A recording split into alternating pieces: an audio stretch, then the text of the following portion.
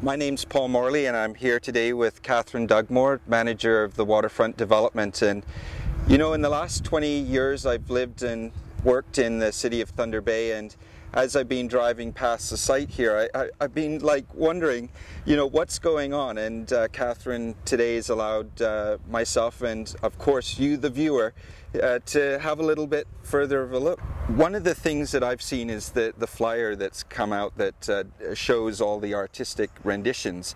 What are we seeing right now? Right now you're seeing the bare infrastructure, the sheet wall, and when we're finished you'll see what's represented in the artist rendering, which essentially is a series of stone block steps back into the project, which will allow the public to come right down to the water.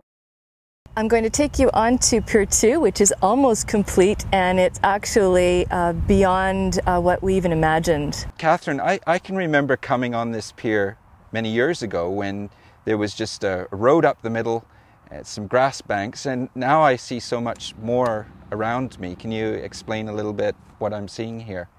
Sure. What we've done by the design, we've taken boats off the south side of Pier 2 and placed them on the north side of Pier 1, freeing up the majority of Pier 2 for a public promenade. We also have a series of picnic docks, and it culminates in a viewing circle at the end of the pier. What about the accessibility of the site to every individual that lives in Thunder Bay?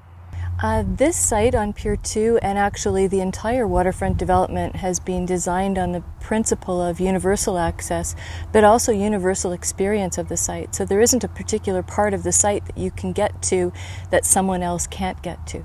You know, this used to be an access point where we could actually drive down, and so how is this different now? Well, it actually isn't, except that it has grass on it. This is a reinforced turf, which allows for vehicle access, and that way the boaters can provision their boats. What are we seeing around us? I mean, it looks like a lot of landscaping and shrubs and such. What are we seeing around here? What you're seeing is a continuous pedestrian promenade that goes up one side of the pier and down the other, and you're seeing a whole series of landscape beds that provide a continuous view corridor down the center. Why don't we have a look at the lantern and the picnic dock just up here? It looks wonderful. I like how it's put in here where you see the plants. And the picnic docks were set up so that families could have a place to sit, relax, eat with their families, enjoy the fabulous view. How does the public art integrate with the waterfront, and what is it that makes public art important in the waterfront? Well, public art is a critical element in establishing the identity of a place. And what it does is it separates this waterfront in this city from all other waterfronts, because it becomes representative of the culture and history of the area. Oh my! So this is like we're on a almost like a pedestal. We've come up off the pier, and now we're looking around all the way around 360 degrees. It is a viewing circle. We had originally planned for a beacon here, but really the view is so spectacular to the city and back to the sleeping giant that it was felt that just a peaceful place of reflection was what was needed. Could we go reflect? Absolutely.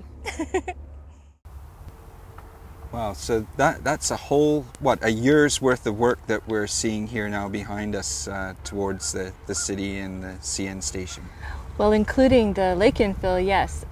Pier 2, which we're on right now, has only been a few months. How do you think that the community will come to access this? What do you think that their feelings will be? I know it's a big question mark. Well, the first time I got to come out and see a nearly complete pier, which it still is nearly complete, I was actually incredibly impressed. It's one thing to see it on the drawings, and it's a completely different thing to experience it. It really is unique, and I've seen a lot of waterfronts, and I truly think that this is the best one I've ever been on.